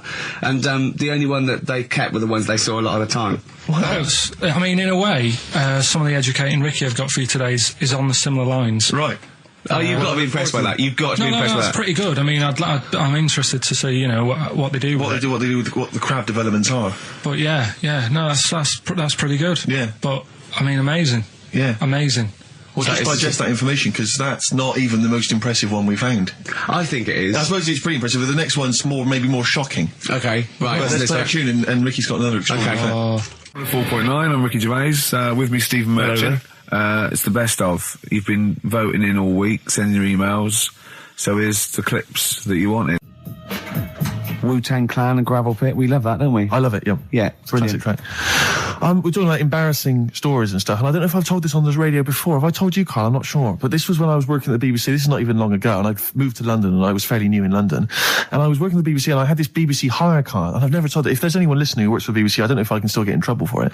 But this BBC hire car, and it was like I'd been ferrying kind of actors and people and production people around all day in this car. And I was driving back, it was quite late, it was about sort of 7 or 8, and I was driving back, and I pulled in to get some petrol to fill up the car every day. And I went into this garage to fill up some petrol, and I was there, and these two blokes came in a white van, right? They pulled into the forecourt, and I was filling up the car, and they went, "Hey, do you want to buy a couple of speakers?" And I said, "Yes, I do." Yeah. Because I'll tell you the reason. It was like I was so flattered that they thought I'd be the kind of bloke who would A, need some kind of classy speakers, and B, would like to buy them on the sly. Do you know what I mean? Yeah. I thought, they like the They've seen me. They've seen I look a bit of a hustler. Exactly. Yeah. I'm a street sort of guy. You can see by the way I use my walk. Exactly. Yeah. So I couldn't believe my luck. So they drove behind the garage, the little sort of garage bit at the back, and I went round there, sort of casually went round there, sort of locked the car, went round there. They went, open the back. You had 2 speakers in there. I said, "Are you sure these aren't knocked off, mate?" He went, No. We work for Dixon's. This is the story he spun me. We work for Dixon's, right? And we're delivery men. And if we make a delivery and the person's not there to sign for the goods, then we have to bring them back to the warehouse. But if we can sell them on the way back, then that's really good for Dixon's. Dixon's must love that. And instead of thinking, are you sure some kind of troubleshooter didn't... I mean, did someone go into Dixon's and go, you're not getting in the garage forecourt market? Jones. Exactly. Get a couple of lads in a white van. Exactly. Yeah. So anyway, so I sort of bought this story, and I was a little bit dubious, and I went, right, let me hear them then. And he wired them up to the car stereo, and boom, boom, boom, they're playing. So it was some groovy hip-hop. I was thinking, great, these guys know what I'm into. Yeah. And he's giving me the talk and stuff. And I said, I'm a bit worried these are knocked off. He went, no, listen, we got a bloke at Dixon's who can confirm this is fine, right? Phone him up, use my mobile, right? And quote this reference number, right? So I phone out, and I goes, I go, hi, some guys here in a garage forecourt trying to sell me some speakers. Just wanted to check. He went, it's fine. I went, should I just read the reference number or whatever? He went, if you want. And X14, and I'm like, yes, fine. Yeah. Okay. You know that was, don't you? That was actually Mr. Dixon himself. Exactly. Yeah. Exactly. So I'm thinking, well, they sound great. They're giving me for a knockdown price. I'd say they were like 400 quid. They were like 200 quid or something. It was a good bargain. I was in the market for some speakers as well. Yeah. So while they were loading it's them all kosher. I phoned Dixon. Exactly. I phoned Dixon. That's fine. Yeah. So while they're loading them in the back of the BBC hire car, right, I'm in there paying for the petrol, right, and the guy serving goes, right. He goes, what were you doing around the back with those blokes? Right? Because obviously there's security cameras filming this whole transaction, right? And he goes, what are you doing around the back? And I went, brilliantly, there's some old mates. Some of my mates were just having a chat and that. He went, oh, right, okay, like giving me obviously the evil eye. So I went back to the van. So I'm in the car now and I'm driving with one of the blokes who's in the van with me because I didn't have the money on me. So I had to go to the cash point to get the cash, right?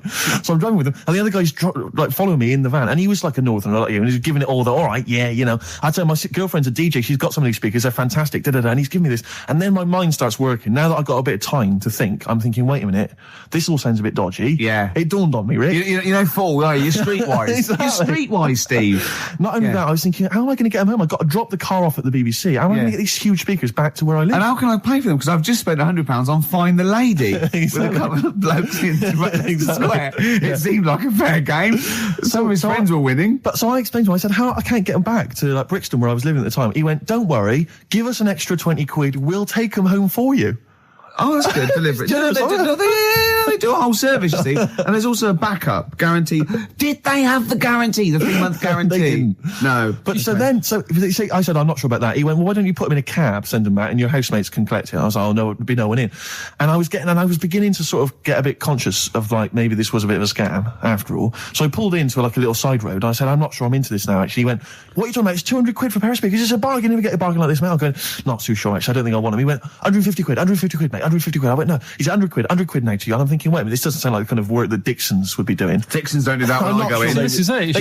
Dixon's never negotiate in that way. When I go there, look around and I leave, they go, where are you going? Exactly. I go, no, we'll have anything then. Have anything for a So quid. I stopped the car and the white van pulled up behind me with his mates in. Sure. And And I said, can you get them out? I'm not interested. And he went, 100 quid, mate. Oh, you, and he was just going, you tosser, you obviously want some speakers. And he was having a go at me.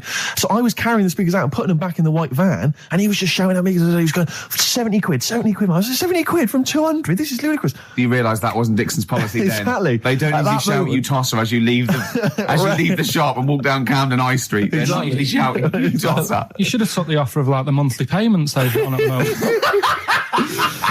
So I eventually I put them in there, and I sort of knocked the deal on the head, and I got back in my car, and they were in theirs, and I just looked in the rearview mirror, and they were punching the dashboard, like with aggression and venom, like we let that deal slip through our fingers.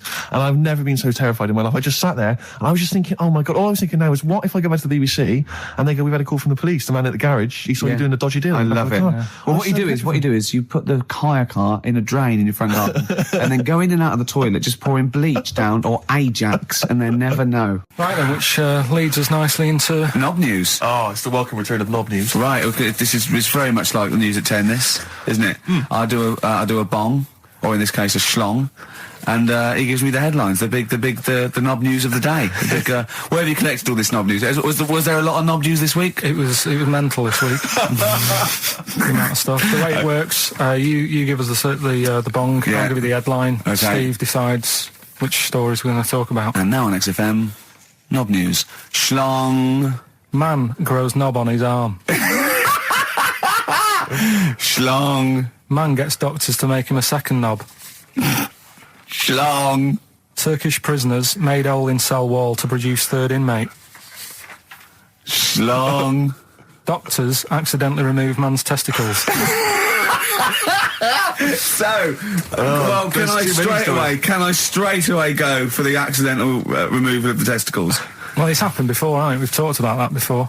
How did what did he go in for a tonsillitis? What are they called? Tonsillectomy. And he went in the wrong way. What are you talking about? How can they accidentally remove his testicles? It says he didn't look at his folder, and the doctor said to the fella, "Oh, we've removed your testicles and we wanted to take out your prostate gland." So that's what happened. There's the story. This is what I mean. That's why I don't like going to the doctors. It happens, doesn't it? Because all these sort of it's when they say things like, "Oh, it's just we do loads of these operations." That's when they're not concentrating. Brilliant. Do you know what I mean? When they say it's procedure, that's like having a boring job that you do every day when you're not going to be concentrating. I prefer them to go, "This is a tricky one, this." I know what you mean. I sort of do know what you mean. People, you watch TV programmes about, like, you know, removing someone's second head or whatever, and there's like the best surgeons from all over the world. It's televised. They can't make a mistake. They can't go, "We took his legs off by mistake." Whereas the fella who's having a prostate's like, "Oh, do you want to do it? I'm sick of doing that." Yeah. And they're probably doing a crossword whilst they're at it. Of course they are. I've seen that actually in operating theatres. They're doing a crossword. That's what I mean. Yeah. I was just examining some of the other knob news, Rick, a little bit more closely. Man gets doctors to make him a second penis. I'm sure we're all interested in what happened there. Yeah. A German who persuaded doctors to give him a second penis has lost his wife after he showed her the result. Biker Michael Gruber lost his original penis in a motorbike accident, and doctors built him a second one using a mixture of skin, bone and other tissues. Bone? Apparently, the penis worked so well that he was even able to father a child with his wife Bianca. But Gruber was still not happy and asked doctors to repeat the operation and build him a better organ, to which they agreed. From his hospital bed, he said, "I've got 2 penises, but no wife. I'm hoping when I get rid of one of the penises, I'll get her back." What do you mean? Sorry, he had 2 put on. What side does he wear? So he's had both. So he's had 3 then. Yeah. This is probably the thing that happened with Hitler when he had 1 ball, but he had 3 at one point, didn't he? So he just kept one in the other ball, gave his mum one, and kept the other one. Oh, chimpanzee that monkey news. Right, there's this monkey, right? Oh, yeah. I think his name was number 6 or number 7 or something, right? In this lab, right? Yeah. And anyway, it's in there with, like, you know, the rabbits and little mice and stuff like that. And The rabbit smoking. The nurse, right? The nurse, not the nurse, the woman who works in the lab. What would you call her? A nurse? Depends. What depends what her job was. If she was a lab assistant, you call her a lab assistant. All right. I mean, they probably call her by her name. All right, lab assistant, right? Kirsty. So she's... I think it's probably Kirsty. Right, Kirsty Morris. Well, she's in there, right? Yeah. And she don't work with many people and that. She's mainly on her own with, just putting lipstick on rabbits and stuff like that, right? Chimp fancies her. So, Chimp fancy her. He's putting on lipstick. Chimp fancies her because she's got hairy legs. He gets pally, right, with this woman. Yeah. Because, it gets to a point when she sees him every day. It's the way he sort of tries to string out like it's a narrative love story. Did the chimp put its hand out and grabbed her, and then you thinking that he made a move on her? So right, come on, he's allowed out. He's allowed out. It's not a story, is it? He's allowed out the cage and what have you every day. So he's wandering about, and as time goes on, he's watching what she's doing more and more. Yeah. Right. So he notices like the code on the door. Right. Right. Whatever 247 or whatever. Yeah. He goes, right, I've clocked that. I've got that. I'll remember that. Right. And then he goes, right, there's a lot of lipstick and that knocking about, a lot of makeup. Right. Okay. No. There's no way. Finish. No. Because Steve, you know what's going to happen. I know what's going to happen. So he's there. It's ridiculous. And he's going, well, if it's there, you know what I mean? So while she's messing about with the rabbit, he gets there, he's in front of the mirror, putting a little bit of lippy on. Right? You are! No! I can't! It's gone too far! No, it's gone too far, Steve. Right, your mic's off, Rick. He's finishing the story. So, turn mine off as well. It's gone too far. Turn him off. Just let him finish. Right, so the thing is, right, it's this monkey wandering about. It's got lipstick, it's got mascara on, it's looking pretty good. I didn't mention the mascara! It's looking all right? So it knows the code on the door, 247, right? So when she's sort of messing about with the rabbit, right, he goes, right, here's my chance. He's looking good, 247, out the door, through the reception man's there. He's like, all right, Kirsty, right? Don't talk shit! I Feel Free from Cream, that's pretty much the last track, isn't it, guys, I imagine, on XFM 104.9? Well, I mean, I've got nothing to say after that ridiculous story. I mean, that's worse than the bank robbery to me. Yeah. That he clocks out. And the bloke on the desk. All right, Kirsty. Oh, you're 2 foot shorter and hairy. She wasn't a looker anyway. So. She wasn't a looker anyway. Brilliant. That was Radiohead and They're There. We're Not Here. All right, pre-recorded. Coming up is one of Karl's little things. Enjoy it. All right, that's Aqualung. Good time's gonna come, innit? Right, Karl, come on in, educating Ricky. So, don't let the cat out of the bag, that's where that comes from. Comes from a crafty butcher. Right, go on then. So the next little headline is Wash Up With You. Wash Up With You, go on. You want to know about that? Yes. It's a survey that they did this week. They? Yeah, some university did some survey. Brilliant. Did a world test on washing up. Yeah. And each country were given 140 pots to clean. Brits were the quickest. Yeah. Yeah. Turkey were the slowest at washing up. The Turks. It's not because the little fellas that work in the kitchens with no... Is it? They can't reach. Spain were the cleanest, and the Germans were pretty good as well. So... I don't know where to start with this. Honestly, Steve, I don't know where to start with that. Sorry, what was that? Wash Up With You, that was it. But was that it? They survey of washing pots and pans. I didn't understand. You said Italy were the cleanest. No, Spain. No, Brits were the quickest. Yeah. We were the quickest, but Italy was the Spain was the cleanest. Turkey were the slowest. Yeah. Spain were the cleanest. But why weren't we clean then? Because we were washing it. Why were we not paying attention to the? We did it rubbish. We did it quick. We did it quickly, but I don't understand what it was being rated on. Who was doing it? Was it Annette Newman or Ainsley Harriott? She's quick. Both of them are quick. Yeah. Well, they've got like kind of loads of slaves that do it for them. Did we use fairy liquid? Don't know. It didn't have. Did we use a whole bunch of Boy Scouts? Didn't say that. Just like said. It just said, that. Who had the softest hands? Who had the softest hands? So it didn't say. I didn't. Why is it we don't get notified that this is taking place? I don't know. When I was a kid, no one ever said, we need recruits because we're doing a survey on who can wash up the quickest. Are you disappointed in yourself with that one, Karl? It is pretty dull. To be fair, and that is why we've got to bring in either con merchant or a wine merchant or shut up at your face. Yeah. Would you be able to, if I put you on the spot in the next, sort of after the next record, would you be able to give an example of how con merchant would work? I mean, is there something you could do just to sort of experiment? Should we play record? Should we play record? Play a tune. What do you reckon, I can do better than that. What? Ads. Go on. Do you know why people tink the glasses before they have a drink? Why they tink? The verb to tink. I do know that, Carl. Is it about poison? It is. Here we are. What, would it make a different noise? Nope. Brilliant. Go on, explain Why? it. You explain it, Steve. No, don't, Steve. You explain it, Carl. Go on. Oh, I've started, so I'll finish. Go on, Carl. Explain why they tink the glasses. Ages ago, Yeah. only people with money had drinking or something. That's like one of my film reviews. Years ago. Welcome to History Now. Now, ages ago, only people with money had drinking or something. Keep going, Carl. Keep going. Like spirit and stuff. So they'd it's like businessmen with money. It's easy for you to say. This is getting to be cruel, isn't it? This is amazing. Yeah, go on. Why Go did you on. open your mouth, Carl? What were you hoping was the best that could happen? Because you were trying to make me look stupid before with the planet, so I'm not... Whereas you know... Yeah, go on, no, come on. Businessmen with money have got to drink and ching. Okay, so then, with all the drinks... So they'd nip round to have a chat about whatever they're earning money with.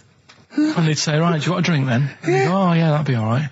So, rather than just pouring it out of a bottle into a glass and saying, there you go, it could be going, hang on a minute, it could be poisoning me head and trying to nip my business idea. Yeah. So what they'd do, it'd sort of pour a bit of his drink into the other person's glass and you get that tink noise.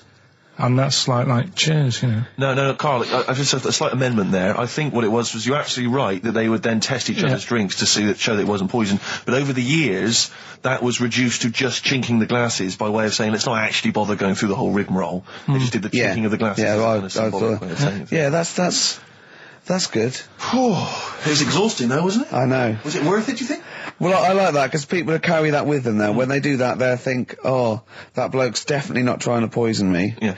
So the horrible thing is that now, when I do the glasses, I can laugh and go, they don't know I've poisoned them. Exactly. You should always do the pouring back and forth. It's a shortcut, it's a slippery slope. You know, just be careful. His homework was to come up with one of those stupid lateral thinking problems. We maybe should give an example of the... Romeo and Juliet, right? Romeo's asleep on the bed, Juliet's on the floor, covered in water and broken glass. What happened? And you ask all these stupid questions, and it's... Romeo's a cat and Juliet's a goldfish.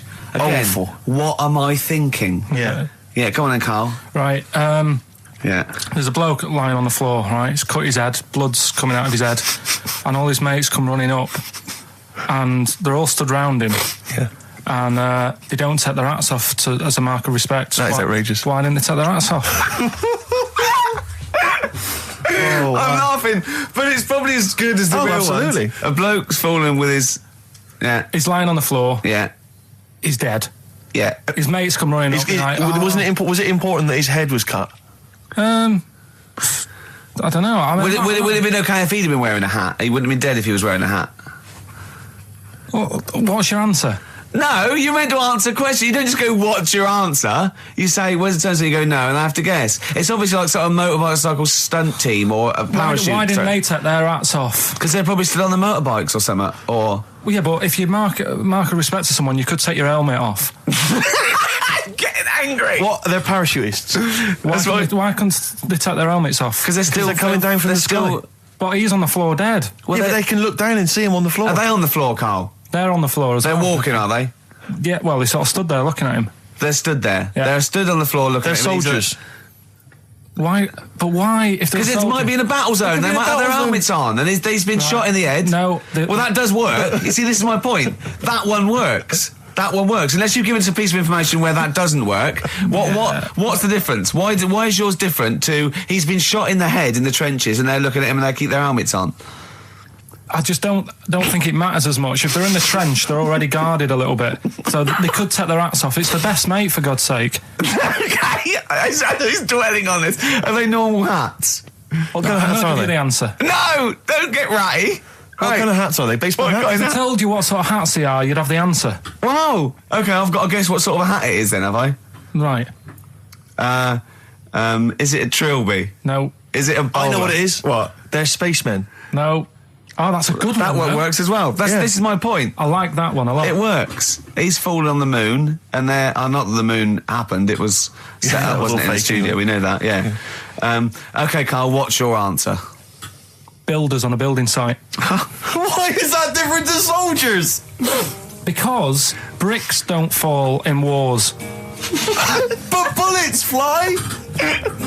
Right. Let's play a record and we'll come back to it, Karl, while you think about what you've done. Oh, yeah. You've embarrassed Let's play some yourself. classic Suede. Yeah, and this is for David and Kieran, I think, who wanted a bit of Butler. That was Jane's Addiction. This is the Best Of Show on XFM 104.9. I'm Ricky Gervais, with me, Stephen Merchant. Yes. This was a clip show. We recorded this a couple of weeks ago. I hope you had a Merry Christmas. It's not over yet, because tonight at 9:50 is the second part of The Office Christmas specials. It's brilliant. Watch it, and we'll be back next week live. I'm Ricky Gervais, with me, Stephen Merchant. Bye. Have a great new year. But if you want, I'll pay for you to take history again. Karl, we'd love to see you get a C or above. And Well, we're I'll willing pay to... for you, and I'll get you some books. Right, now listen. We can, let's get, I reckon, when are the exams? June? Something like that, yeah. We'll try and register next week, and I reckon you can get an A or B I'm history. Busy, I'm busy. in history. No, don't worry about it, it's just easy. I get you Brody's notes. If Heat magazine, they love you, Karl. They could probably sort something out. They could probably pay for a tutor. They got a lot of money, they sell a lot of magazines. I mean, it is always, almost always, and you found that out, I discovered this, it's always the Tudors and Stuarts. There's no fear for them not coming up. Now, what do you already know about them? You must already know stuff about Henry VIII and Elizabeth. No, because it's too long ago to even get interested in. Do you know what I mean? You can't. Is that why you relate didn't- to it. Okay. The Anderson thing, it was like, God, I bet my mum and dad were in an Anderson shelter. This is interesting. What, when they- Oh, my granddad would have, had something to do with this. But the Tudors, it's like, I don't know even if they had a family back then. Play a record, if we come back Hang to on, this. hang Sorry, on. Steve, Because I need to introduce the new feature. Yeah, for the I record. don't know if I had a family back then. Karl, listen, let me just ask. ask you now, right? If you can finish this sentence, we've got a chance. Divorced, beheaded, died. Divorced, beheaded. Died. What is it? We just need to do a little bit of work, but otherwise I think you're going to be fine. It's how you remember what happened to Henry VIII's wives. They're little... Divorced, beheaded, died. Divorced, beheaded. It's like spam. Support... What's it? Support, protection, anchorage, movement. That's how You're going to that's nothing to do with the Tudors No, and nothing to Stuarts. do with the skeleton. Yeah, see, no, we're not doing biology. Mnemonics and acronyms. What happened to Henry VIII's last wife? Did she die, or did she not die? Divorced, beheaded, died. Divorced, beheaded. Do you know that the only king that has got a moustache is... No.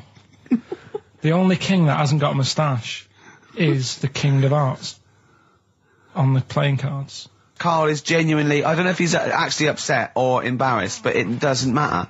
Why does it matter? You were 15 and didn't go to school. If you were my friends, I think you would have just said, oh, we can't find them. Why? But you just matter, What's though. to do with that? Well, what do you mean? What do you mean?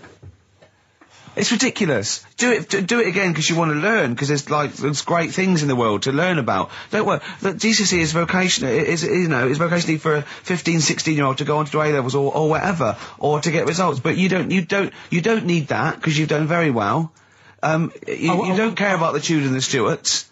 I mean, I mean, I've had a couple of jobs, not this one, because you don't need qualifications to get a job. Obviously. In the radio. Yeah, obviously. You're absolutely right. But Yeah. the ones that I have got in the past, I did, because I didn't collect them, I had to lie. And I didn't go mad. I didn't say I had A's and stuff. But I didn't put history down because I didn't even know I did it. So it's a bonus. I kind of treated myself to a D and a couple of C's and that, so it's like, well, he's not... I love the fact that Karl even then was honourable. It's like, I'll at least put down the ones I think I took and lie, but the ones I didn't take, I won't lie about. Yeah, and don't give yourself a B. If they're going to find out you lied, give yourself a B next time, It could Karl. backfire, couldn't it? I mean, my brother's a bit mental and he used to do things like go for jobs and say, oh yeah, I've done this before. Like being a mechanic, and he's never even picked up a spanner. And yet, he'd have the confidence to go and try and fix cars. Well, I'm not that daft, but... God, and he... Who do you blame for this? that's just an easy way out. I have to blame myself. No? Yeah. What was the teacher like? Well, there's loads of different ones. I didn't like... I mean, the history teacher, it is my own fault, because with her, she's a bit mental. And I used to kind of stop the lesson by saying, "Oh, miss, tell us about your fireplace you've got that is made from a gravestone." Because that's what That she would had. stop any English teacher in their tracks. And she loved telling you about it. Yeah. So it was like, oh, I learned brilliant. that from a teacher. So that's why I didn't know about divorce, head loss, and all that. Yeah. Dandruff legs. Because- Horse, head loss, dandruff legs. But remember now, divorce beheaded died, divorce beheaded survived. That's all you got to remember. And what's that? That's what happened to Henry VIII's various In order. wives. In order. What does it spell out? No, it doesn't spell out spell anything, you just it's gotta saying remember the rhythm. In order in which he married. Yeah, but it helps. It's like when my mum taught me the alphabet. She taught me as like a song. A, And like B, C, D, E, F, G. Yeah, constantly. No, not like that. Huh. That's how everyone else could do it, and I couldn't do it that way. Right. What That tune did she do A, it B, to? C, D. It was A, B, C, D, E, F, G, H, I, J, K, L, M, N, O, P, Q, R, S, T, U, V, W, X, Y, Z. I feel like, it feels like Christmas Day. What, you didn't get the gift you wanted? Yeah, do you know that, like, anticlimax? When, You've been looking forward to it for so long. yeah, you know, Well, I mean, I knew you were looking forward to it. That's why it took you 14 years to get the result, and then it was 2 other people that got them for you.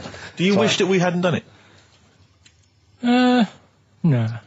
It's alright. It's alright, isn't it? What's your girlfriend going to say? I don't think I'll see her again.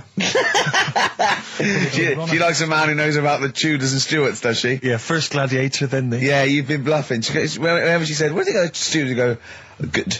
Like, lots of things, but look, it's a bird. What happened to Henry VIII's last wife? Oh, I wouldn't. Oh, yeah. Oh, look, Friends is on telly. Friends is on.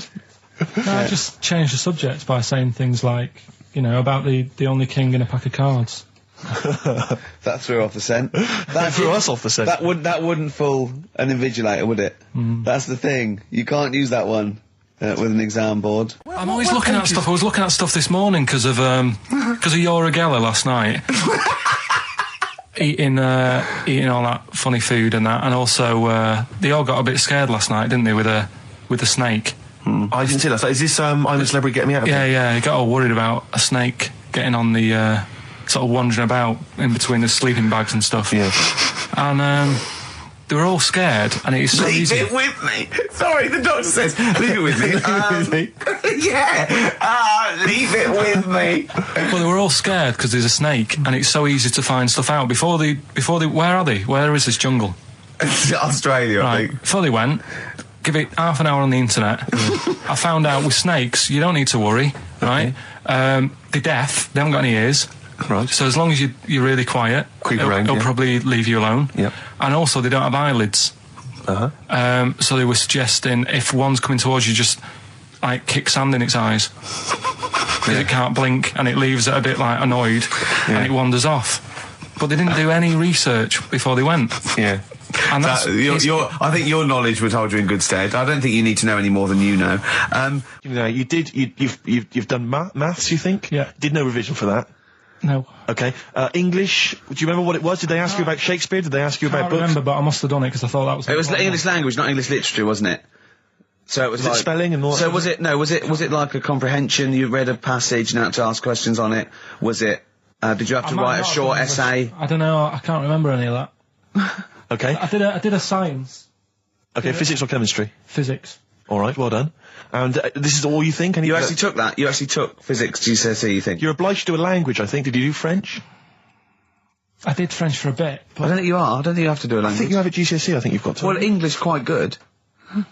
I think that's his language he did. So you don't know about I can't language. History? remember. Geography? Just what you will find out, won't we? Okay, but you just can't remember. I can't believe you can't remember turning up for these things, because it's quite a big moment in people's lives. It is the thing that you've been working to all of your educational life. On the day that the things came out, I was working at as a printer, Okay. and it was a really busy A lot of day. spelling mistakes. That It was day, a really that busy paper, day, wasn't so it? you're bound to forget. Yeah, your yeah. exams. No, but I had to use gold ink that day. Oh. And it's, Yeah, I mean, you're yeah, not a yeah, printer, yeah. so you don't know. No, that's the biggie, innit? But it's tough. You've got to really get your rollers clean. Karl, play a record, mate, and good luck with the exam results. Hopefully we'll have them for you by next week. It's time to give Karl... You're actually nervous, aren't you? I'm a little bit nervous. Just to recap, Karl is 30 this year. He never went to get his results of his GCSEs. So myself and Steve took it upon ourselves to phone his school, track them down, and we actually got your results. What did you think you took? Did English. Right. Maths. Yeah. Art. Right. And I think I did physics. Okay. Well, you didn't do any of them. Eh? You didn't do any of them. You didn't register. You registered for one exam and took one exam and got results for one exam. So I don't know what you thought you were turning up to, or you weren't registered, or you didn't. You're familiar with the notion of registering for an exam. You have to kind of officially register in order to be eligible. What do you mean, register? I turned up for a couple. Yeah, you can't just show up. You have to register for them. You have to pay this because it costs the school money, so they have had to have paid for you if they thought you were going to pass. You can't just turn up on the day and ask for some paper at the front. I never got a letter telling me that. Well, that's because you were never at school. But you did somehow register or registered for one exam. You registered for history. It's a topic that you've always been interested in. Oh, I was saying to Ricky before, World War II, I loved it. Not the actual event. No, the study of it. all the stuff like, about the Anderson shelters and stuff like that. Yep. And the bombs and that. Mm-hmm. And then when I took it, it had nothing to do with that. It was more about the Tudors. So the Second World War didn't come up? You mean there were no questions about the Anderson shelters? Nothing. That's devastating. So what are you expecting the result to be? Is that seriously? Is that it? Yeah, it's the only one you took and registered. As far as the school is concerned, or certainly in it's the only one that terms of what they told counts. us. It's the only result. It's the only one that counts. Yeah, you've got... I don't... Did you register for yours? Yeah. Yes. I've got certificates and everything. So what... Do you do that before the exam? Do you have to go somewhere and sign something, or...? Yeah, you don't check your results and then decide if you want to register. It's not like Millionaire, when you look at the question and go, I think I'll take the money. Yeah. You go... No. But anyway, you must have registered for one, or maybe your teacher put you in for it. Well, I didn't do it. They must have been confident. They must have been confident. They must have thought your best bet was history. Right, so... What did they get? You got an E. Which I think, technically, is a pass. E? It's a bad pass, but there's F, and there's You're not going to be doing a PhD. you can get an F, right, which is fail, and then a U, which is ungraded. Now, I don't know why the U exists, because F means you failed. U is like them going, you not only failed, but you wasted my time. So... We're annoyed that you took this exam. So you thought they'd register me to get an E? Well, they didn't. I think they were hoping... It was rather like you with the lottery. They were hoping for something better than You nothing. see, I assume that the man who registered for that thought he can scrape an E if Anderson Shelters come up. Yeah. Well, that's it. You've got... Now, what I'd like to do, Karl, is... I've started your re-education. You've read a book on Rasputin. I'll be asking you a few questions about that later. I've got another book for you to read next week. Next week, I'm not in the mood. What? Not in the mood. Oh, come on. Look, what's that? What does that say? It's that fella... It's the picture of the bloke that he used to use for Citizen Smith. Yeah? Che Guevara. Yeah. Yeah. He was quite happy, I think, when he found out that Robert Lindsay was involved. He went, yeah, of course you can. No worries, yeah. What are your feelings, Karl? What do you think? Are you depressed? I'm just a bit annoyed because I'm sure I turned up for more, so it just wasted me time. Listen, they don't matter. I'm sure you're doing very well. You can educate yourself. GCSEs are merely a step on the ladder to help you, not just for education, but they're more vocational than anything else. You're doing very well, and you're reading books. Don't worry about it.